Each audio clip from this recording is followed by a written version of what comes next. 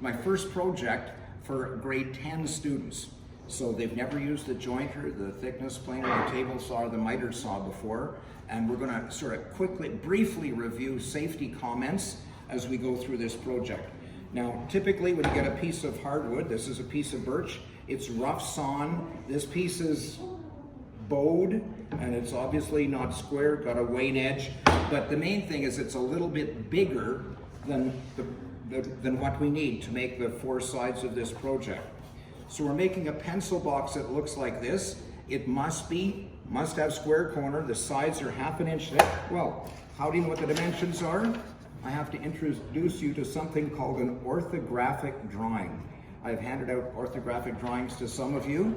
A drawing like this has a top view, a front view, and an end view. And the dimensions are in between the drawings. So you can see that this pencil box is going to be 9 inches long.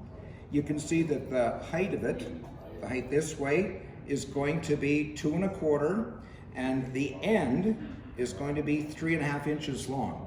There are, of course, 2 sides and 2 ends. The ends are 3, and there's a little 1/4 inch space where we have something called a rabbet joint. So at the corners, I don't know if you can see, the end piece fits into the side in kind of a notch that's been put there, okay? So that's what we're going to do. We're gonna first true up this piece of stock, and when we true up stock, we follow the list on the wall over here. Is the cameraman gonna look at that? First, we're gonna joint one face. That means we're gonna get one surface flat, then we're gonna get one edge square, and so on. So, let's get started.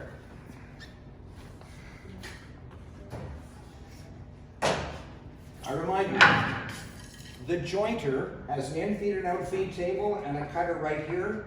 The knives are exactly level with the out-feed table, and the in-feed table is already set, so it takes off about 1 millimeter, maybe a little bit less than 1 millimeter. And we're going to use a push stick to make sure that our hands never come close to the cutter. Safety margin is 4 inches, right? Okay. So I'm gonna just do this for a few minutes until I straighten it out. What do I have to remember about the piece of wood I'm planing? Come on, guys. What side goes down? Concave. Concave. Okay, so I gotta take a look, and I can see it's slightly bowed this way. Actually, this is a very ugly piece of wood. It's twisted and it's bowed. Normally I would put the concave side down, but it's concave this way and it's bowed that way.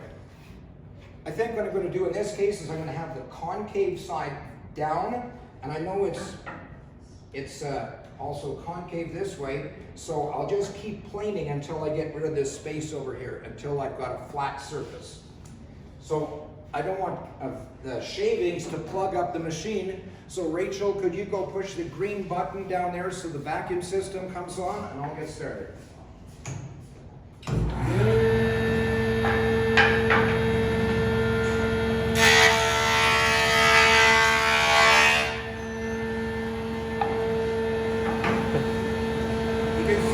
Down here, didn't take anything off this end.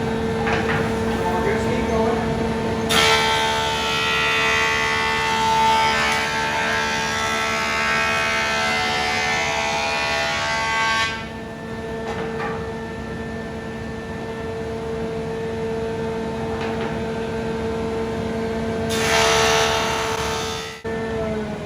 One surface true and flat. Could you turn off the vacuum now, please, Rachel, so I don't have to yell? Up on the wall, we see the second step. It says joint one edge. That means to use the jointer to get one edge, which is straight and square. So now I have to look at this and see which is the concave side. Well, I think this side is going to go down.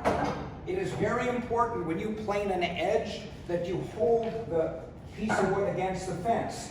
And it would be pointless to hold the crooked side against the fence. The side that you planed goes against the fence, and you hold it there as you complete the cut. By the way, I don't know if you noticed, when I was planing, I wasn't standing back here afraid of the machine. I was actually putting some weight, downward pressure on the wood. I'm the vacuum because I'm not taking off very much right now.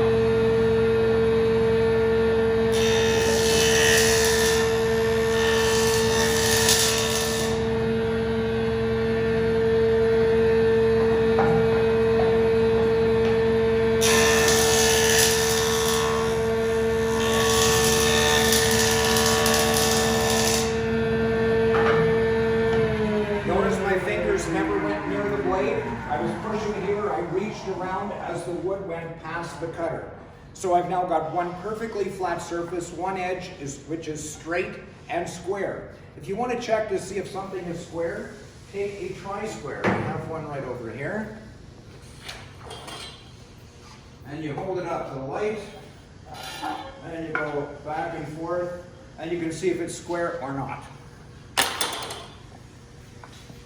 It's not perfectly square because I didn't check the fence. The fence wasn't perfectly perpendicular, but since we're making a video and I don't want to make the video too long, I'm not going to pause and readjust the fence and do it over again. We can live with it close to square. Okay. Step number 2, plane to thickness.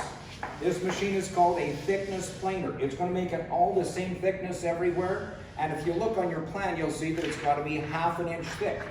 So I'm going to lower this table until the wood just barely goes in. And when I put it in there, I'm going to make sure I have the side that we planed, that side goes down. It won't work if you put it in like this. The machine will probably jam, the wood won't go in. So I'm setting it so that it just barely touches. Then I'm going to raise it about 1/2, 3/4 to 1/3. We need the vacuum turned on again, please, Rachel. Now, when we put the wood in here, there's a roller right here which grabs the wood and pulls it in. Well, you don't want your fingers under here when the wood goes into the machine. So,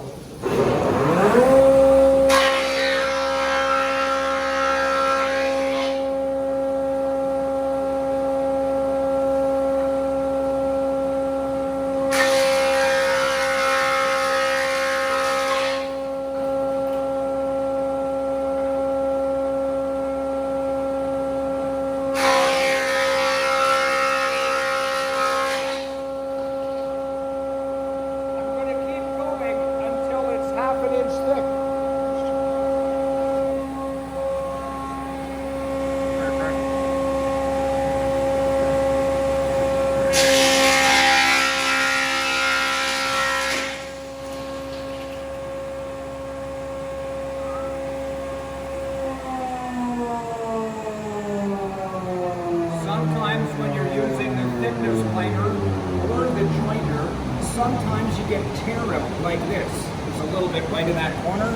If I just turned the piece of wood around and went this way, I might not get any tear out. I'm going to try it that way. Sometimes the tear out appears somewhere else on the piece of wood. We'll try it right the other way.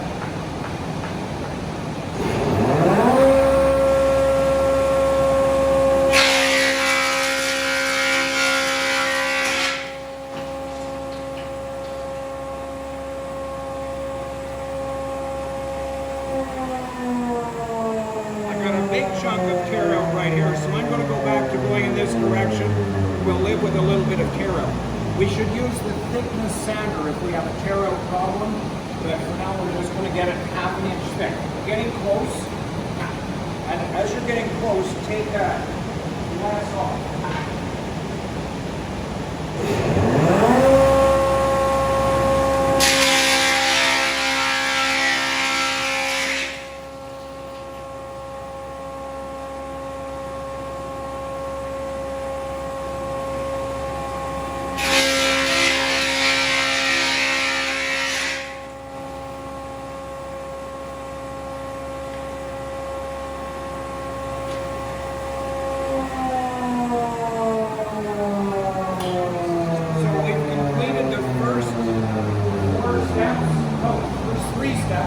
Plane one surface, plane one edge, then we planed it so it's all 1/2 inch thick.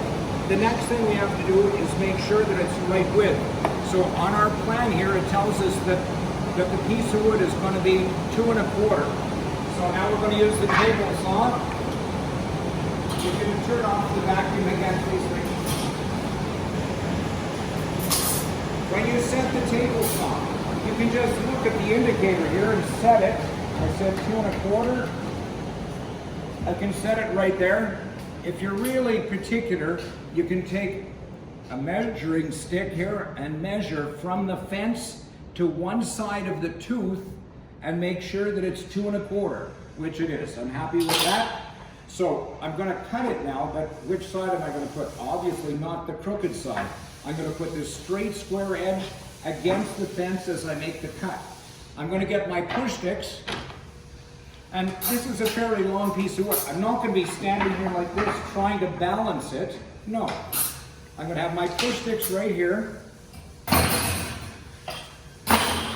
and I'm just going to use my hands to feed the wood into the blade, and as I get closer to the blade, then I'll pick up the push sticks.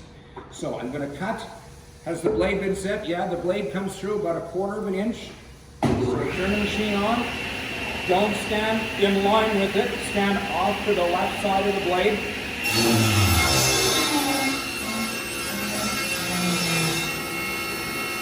This push stick doesn't go close to the fence. It comes over almost in line with the blade. If you're pushing on the right corner, the wood tends to go crooked. So almost in line with the blade. This push stick holds it against the fence.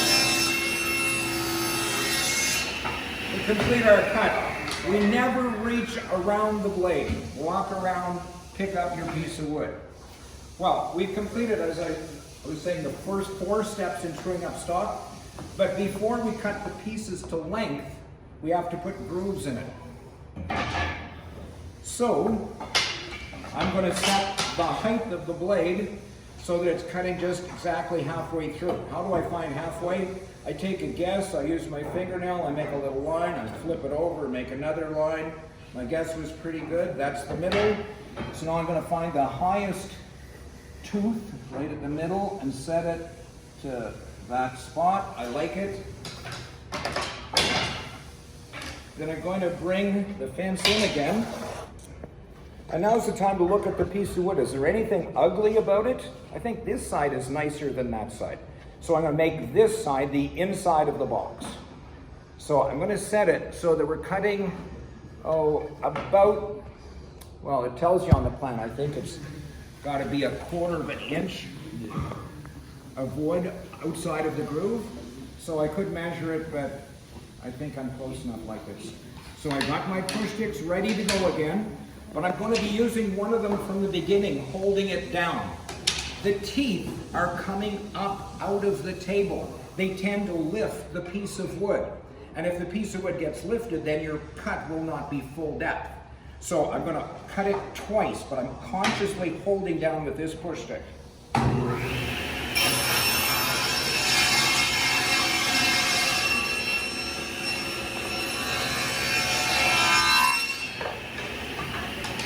Over it twice.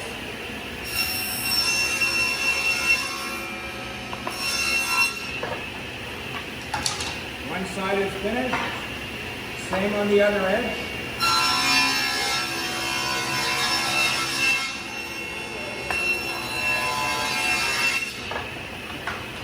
Doing it twice.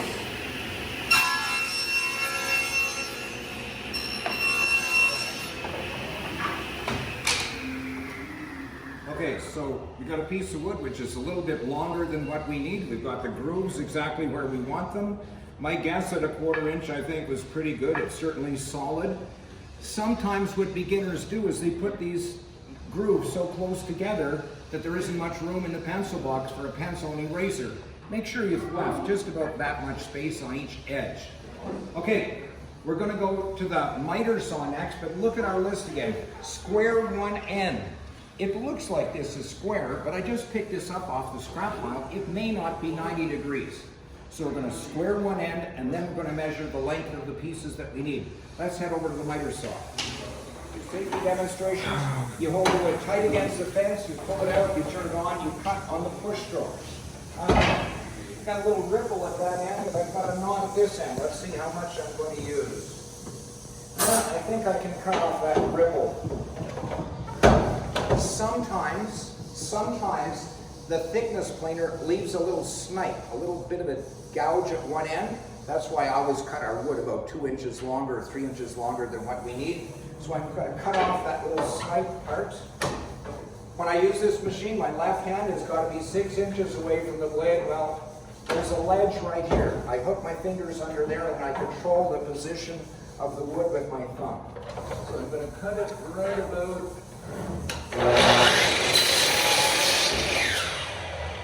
there. Now, I know that I need 2 pieces which are 3 inches long and 2 pieces which are 9 inches long. I'm not going to cut 9, 9, 3, 3, because by the time I get to that last 3, the wood will be so small that I can't hold it while I make my cut. So I'm going to cut 3, 3, 9, 9 in that order.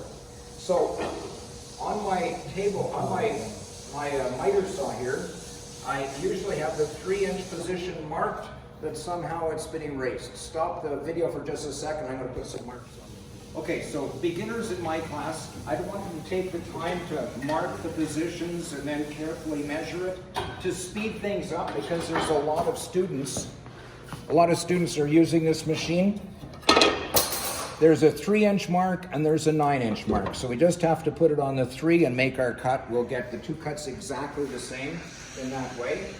So there we are, a 3.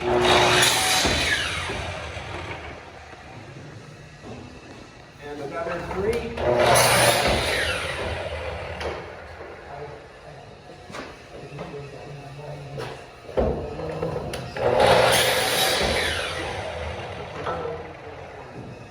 When I do this last 9, my left hand would be kind of close to the blade, wouldn't it? Yeah. So I'm going to change hands, hold it against the fence with my right hand, and I think you can operate the switch with your left hand.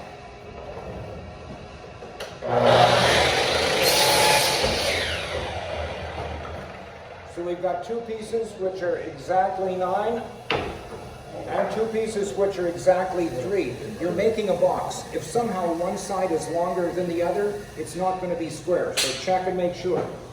Okay, the next step is to make some notches. I'm going to stand at this ugly bench right here. And I know that I'm making a rabbit joint. I have to have a little notch at each end of the longer pieces. So I'm going to measure in 1/2 inch and make a dot right there and right there. Then I'm going to put the 2 pieces of wood, the 2 side pieces, together. Take my tri-square and line it up exactly.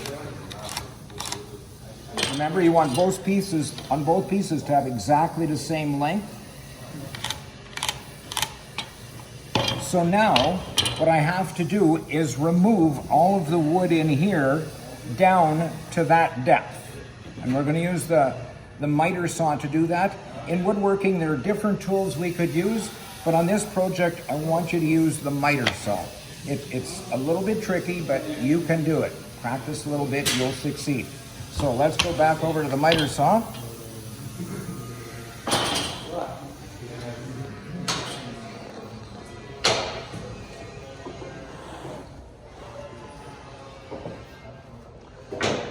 I want to set the machine so that it cuts just to the correct depth. Well, right now, it'll cut right through the piece of wood, right?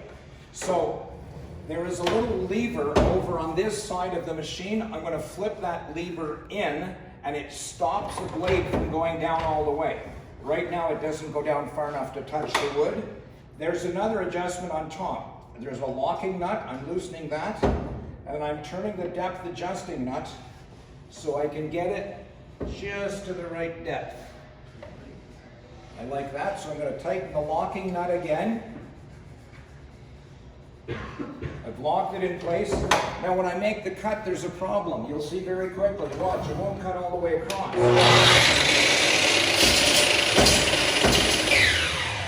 Since we've raised the blade, it's not going to cut. Therefore, we need something called a 3-inch jig. This is my 3-inch jig. So I'm going to put it on here, like that. I'm going to put my piece of wood against it, And this time I'll be able to cut right across.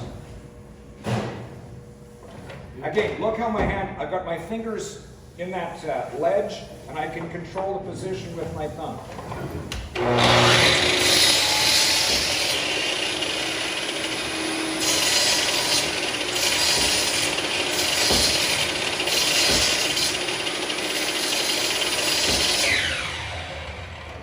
So I've cut my notch quite well. It's not perfect.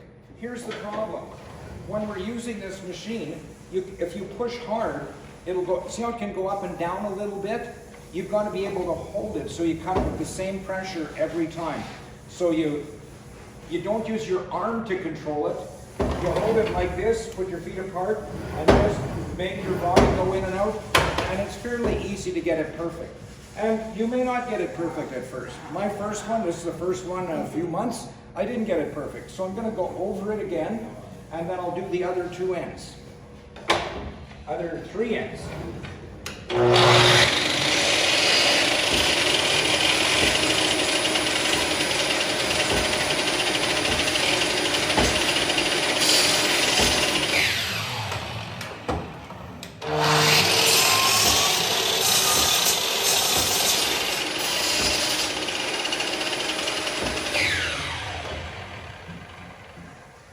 Well, I think it's okay, but until you do a trial assembly, you don't know if it's going to fit. So let me go get that strip of plywood by gluing layers of wood together. So in this plywood, that looks like there are 3 layers of birch plywood. Matches birch of our box very nicely. How long does it have to be? Well, you know that it's got to fit into a groove at one end and at the other end, if it's the bottom. So I'm going to set this piece of plywood like that. I know it goes about halfway through there, and I've got to take those phones. Oh, it's not a phone. I thought those were phones in your hand. Our school has a new policy this year. Students are not allowed to have phones in class. I thought my other students had a phone, but they just had shiny clamps.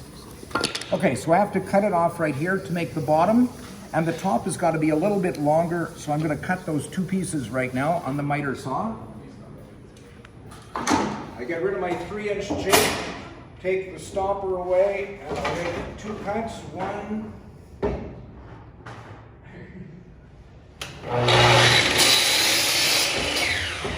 Right there. And the piece that's going to be the top is a chunk longer. We'll make it too long by maybe ½ an inch. We'll sand it off later on.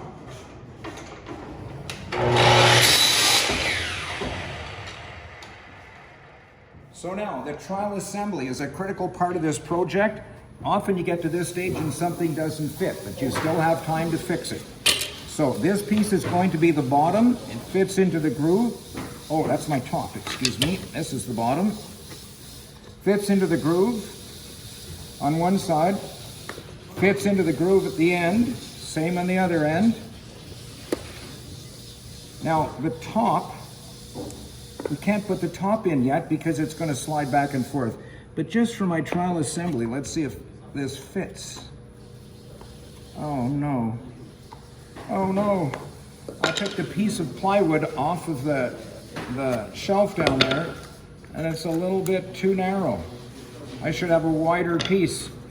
Stop the video. I'll go get it. So we're back to where we were before. We're doing our trial assembly. So I'm going to put the bottom piece in place, and it should fit. Put the ends on.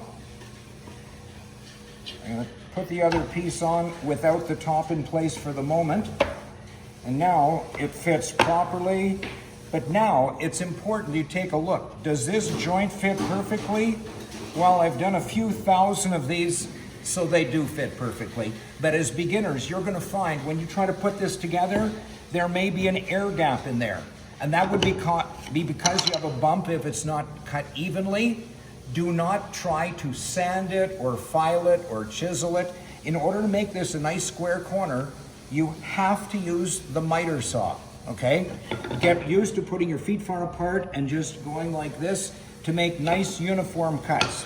So don't even try to assemble it and glue it if you don't have a good connection here, because if there's a gap in there, the glue will not hold it together. So I've got it so that I know it all fits together, but I haven't put the top in place. That's because the top is going to have to slide back and forth. So I've got to cut a notch or take this little piece off so that it can slide. I'm going to cut right along that line. Okay, not in the middle of this groove. I'm going to cut just where that line is, and I'm going to do it on the bandsaw. Of course, you would never use the mitre saw. Your fingers would be too close. But I'll go to the bandsaw now and just make a cut right there.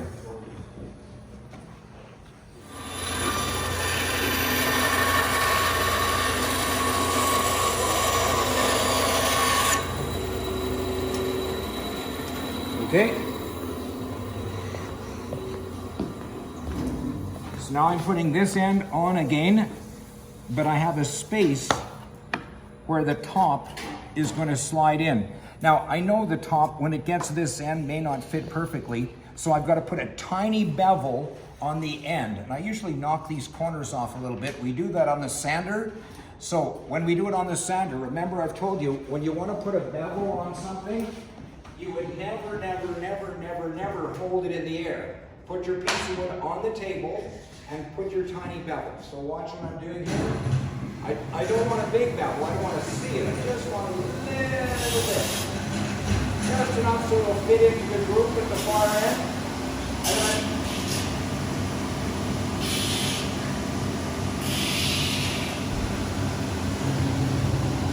I also knock the corners off a little bit. Nobody will see that because it's in the groove. So now we can slide our top into place. It fits into the groove at that end. We can put our side on again. This is what we call a final trial assembly. It's almost there. So everything fits. There's no air gaps at the corners. It's time to glue it together. The lid fits perfectly. This piece is going to become the handle. I'm going to glue it on later. I'm not putting that little ledge down. I'm putting the flat side down when I glue it together. And then at the very end, we're going to sand off all the surfaces, including the top, and that little ledge, that little bump will disappear. So let's go down to the gluing table. Glue table. In this room, we do all of our gluing on this bench and this bench. The bench tops tend to get covered in gobs of glue. This is the beginning of the year, so they're pretty clean. But by Christmas time, there's going to be bumps of glue everywhere. But we want the gluing done only at this end of the room, not on the other workbenches, okay? So try to limit the mess to this spot. So I put a bit of glue onto a piece of wood. I've got a little scrap of wood, which is going to be used as a squeegee. And I'm going to take this apart. And whenever we glue anything together in this class, we always put glue on both surfaces. Hear what I'm saying? Guys, it's important that you put glue on both surfaces, otherwise it probably will not be very strong. There is no need to put glue into the grooves. Just put glue here and here. The glue fills up those little tiny cracks that I have there. My pieces, which are going to be on the ends, I'm putting glue on the end right here. And that's going to go right there.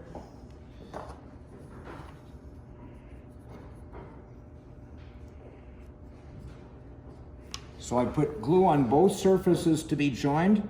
I can put my bottom in place now. It's going to be right in there. So I've got the bottom in place. Now I'm going to put this one on. Again, glue on both surfaces to be joined.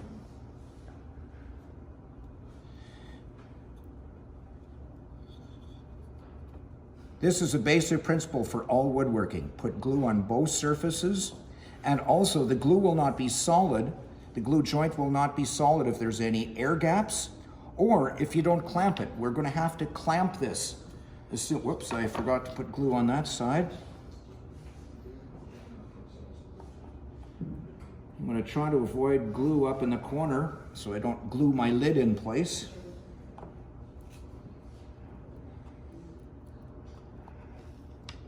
Okay.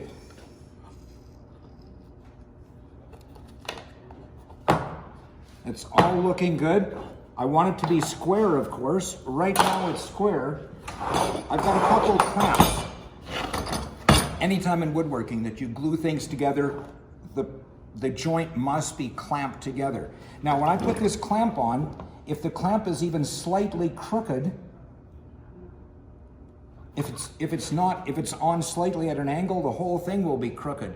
And when I do this about at least one time in two, I glue it together and it's not square, then I have to go back and readjust the position of the clamps. I'm doing my best to put the clamp right in line with the piece of wood, with the joint. I wouldn't have the clamp over in the middle here.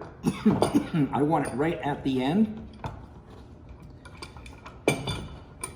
And you don't have to put this clamp on with all your strength, just make a good firm connection. But then after it's all glued together, check. Well, I'm lucky this time, and that's good because we're making a video. It's perfectly square now. If it's not square, you have to take the clamp and change the angle of the clamp to bring it into square. Now, this piece, I'm not going to glue the lid in place, but I do have to put this thing on. So I'm going to slide it in just temporarily. That looks just right. I'm going to put the end piece in here. It's a little tight, but it will go. Never use your square as a hammer. But I just did. So when I glue the end piece on the handle piece on the lid, I'm going to glue it to just touch that line. Now, I'm going to have trouble pulling this thing out. So I'm going to ask one of you, could you, Ace, come and hold on to that end? And I probably need somebody with good fingernails to pull this out. Come on over, Siren. See if you can pull that. You're probably stronger than I am. Just pull it straight out. Good man. Thank you. I hope your faces weren't on the video. I have to get special written permission to have students in a video. Did you have them up there? No, good. I hope your hands aren't sacred and I'm going to get in trouble for posting your hands on YouTube. Okay, so I want to glue this piece on. When I glue it on, I have to be careful that glue doesn't squeeze out and become visible on the top surface. That's very ugly. So I'm going to put a very, very, very thin layer of glue on, and then I'm going to kind of wipe it off. So I don't want it squeezing out and showing on the finished project. So that looks good. And again, just a very, very thin layer of glue. And I'm going to put a couple clamps on it. One of you guys down there, the grade 11 guys, could you bring me 2 of those clamps you were playing with a few minutes ago? I need 2 of those clamps. The spring clamps.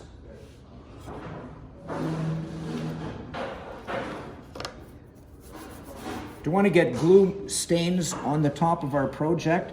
So I've lined my handle up with that line just perfectly. It sticks out a 32nd of an inch on each side. Thank you. Oh man, those were the big ones. Oh well, I can use them. I can't put a C-clamp on here because if I put a C-clamp on, as you twist it, it causes it to move and go sideways. So I use a big spring clamp. Clamp one side, and then the other. Make sure it doesn't move off of that line, which we made a while ago. That looks good. So now we have to leave it until tomorrow. When we resume our video, we will be sanding it all off on the belt sander and then using the palm sander to make it beautiful. But right now, all of you guys are about to start building your own pencil box. I'm going to give each of you a piece of wood. You're going to be using all of these machines, okay? I know there's going to be a lineup. At first, everybody's waiting their turn to use the jointer. Just be patient. By about 2 or 3 classes from now, you will all be spread out doing different parts of different projects or different parts of this project. But the first day there's a bit of a lineup, just live with it. And that's what happens when you talk fast. You start sweating. Good. Okay, guys, pay attention please. Last period, we had this clamped up. There was wet glue on it. It's been drying overnight, so we took the clamps off, and now it is time to make it fit properly. The handle jams a little bit when we put it in. If there's glue or pieces of wood in there that need to be cleaned out, you can take a chisel and just clean out the little bits of glue. I don't think that's the problem here. I think the problem is my edge is sticking out a tiny bit too far. So I'm just going to touch it on this little sander, taking a very small amount off of each side. And voila, it fits properly. Now that little ridge we had before has to be sanded off. It's sticking out past the end. Remember we made the top a bit longer than the bottom, and I said we'd fix it up later. Well, everything fits great, but we have to get rid of that. Glue on the edge that's squishing out here, we'll clean that off. This end looks perfect. Guys, occasionally there's a little crack or gap. You can just take a bit of glue and just with your finger work it into the crack. If it's just a little crack, and then you can sand it off. Okay, so that's about what we have to do. I'm going to turn on the belt sander, but I don't want to make a cloud of dust. So could you turn on the vacuum system, please? Just hit that green button. You have to know is you must sand with the grain. You're going to sand this way, not this way. The sandpaper is very coarse. I have 60 grit sandpaper on here. It's going to cut into it quickly, and then afterwards we'll smooth it off with a palm sander. So, excuse the noise from the vacuum system, it can't be avoided. Let this reach full speed.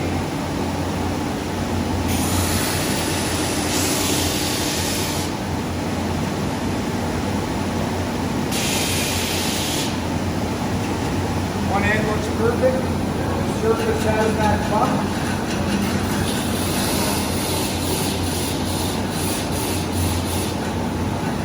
I said you have to sand with the grain. It's with the grain here, but obviously it's going to cross the grain at the end. So just live with it. I'll touch on the bottom. And then the sides. Whenever you use the thickness planer or the jointer, the knives often leave little ripple marks. We don't want ripple marks, or mill marks are called. So again, we're sanding with the grain.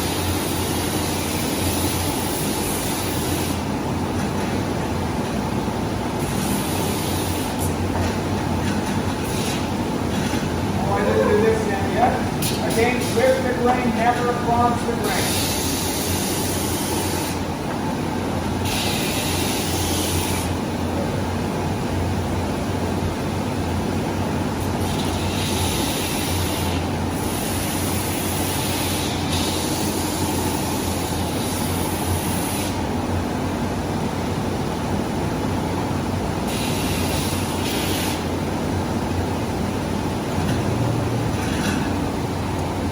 Vacuum, please.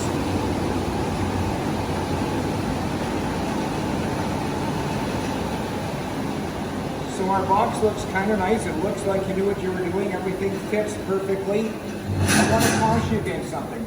It's okay to round the corners a little bit if you want to. I don't think it looks that good, but if a lot of people like it. But don't go sander happy. Sometimes I see people have ground so much off of the corner that there isn't enough joint to hold it solidly together. So don't overdo it. Now, remember I said this is a 60 grit sandpaper. That means that the grit is coarse. It looks smooth, it feels smooth, but it's not nearly as smooth as if you go over it with a 120 grit. So use a palm sander and sand it all again after you finish using the belt sander. And that's the end of our video. Thank you, Mr. Cameraman. Thank you all for being so quiet and attentive. And what were you saying? Like and subscribe. Like and subscribe. Like and subscribe.